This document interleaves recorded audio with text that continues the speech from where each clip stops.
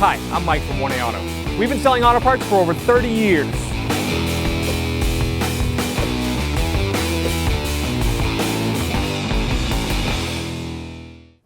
Hey everyone, Sue here from 1A Auto, and today I have a 2011 Ford Fiesta in the shop, and I just want to touch base about windows. And this is a mechanical window, it's not electric, but you ever have a window that drags when it goes up or goes down? It seems like the rubber seal on it is just a little dry, so I'm going to show you what I recommend to do.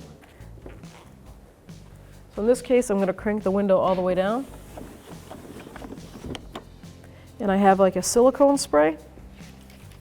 Shake it up, and I'm going to spray right here in where the runners go. This is where the glass rides against the sheathing on both sides. And I'm going to aim down too because it goes down into the actual door jamb. That's why I got this. I'll let that run down for a little bit. And then I'm going to mechanically move my window up and down. Much smoother already. There was a drag right in the midway. That's nice. I'll just reapply again one more time.